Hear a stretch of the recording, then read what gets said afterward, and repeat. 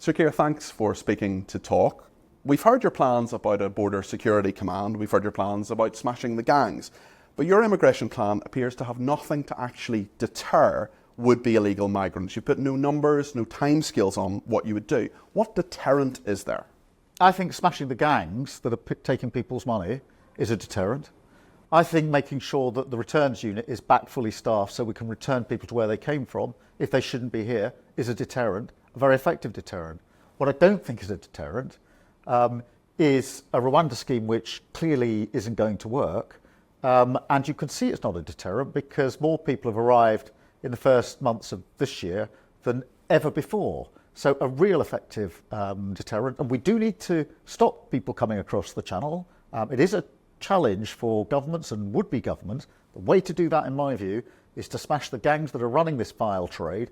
Now, I've done this before when I was chief prosecutor with terrorist gangs, working with law enforcement, police and prosecutors across Europe to take down terrorist gangs. I think we can take down the smuggling gangs that are running this vile trade, because that breach of our border across the channel it's a border security issue, but it's also a national security issue because the government hasn't got control of our borders and got control of who is coming in. The Institute for Fiscal Studies says your economic numbers simply don't add up. You'll have to raise taxes or you'll have to lower public spending. You're going to make the cost of living crisis worse on the numbers that you've put out yourself. Why do you think this internationally respected, scrupulously impartial set of economists are wrong? Because they're assuming that we can't grow the economy. And I'm not prepared to accept the argument that we cannot improve on the last 14 years. We've not grown the economy. That's why taxes under this government are through the roof. Our manifesto is a manifesto for growth, for wealth creation, and taking the tough decisions, whether that's on infrastructure, on skills, on planning, on making sure that we've got a way to get the waiting list down so we get people back into work. So, of course, I respect those that are putting out these forecasts, but I do not accept the defeatism that says it is simply impossible for this country to be better at growing our economy. It can be. It needs a plan. It needs partners. We've talked to investors and others who will come alongside us if we're privileged to come into government, but it's a plan for growth and for improving living standards across our country. And that's why I'm totally confident that we won't be putting tax up. We've been very clear in the manifesto about that. No income tax, no national insurance, no VAT rises. Everything is fully costed, fully funded. But we're going to get that growth and we're going to make people better off. You mentioned the NHS there. We know it's in crisis, but I want to look forward to what you would actually do. You've said you would create 40,000 more NHS appointments every week as a first step. Can you guarantee they'll be available this time next year? I certainly hope so, because we're going to start on day one. And that is 40,000 extra appointments each and every week, which will be 2 million appointments a year. So we can drive that waiting list, nearly 8 million now, if you can believe it, right down. Now, I'm confident in this because at St Thomas's Hospital here in London and one of the Leeds hospitals I went to, they've already set this model up. They're so frustrated with their waiting lists. And we will use those teams to go across the country to make sure that we've got the replicas of that in other hospitals to do this. So, but in answer to your question, the day after the election, if we are able to come in and serve our country, we'll be sleeves rolled up, making a start on this.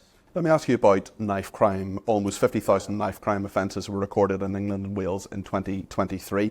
Almost a third of them in Sadiq Khan's Labour-run London. What would a Labour government do to bring this down? I'm really worried about this. Knife crime is up 70% since 2015. We'd do three things. The first is ban the sale of online knives like zombie knives. The government said it's announced this 16 times it's going to do it, still hasn't done it.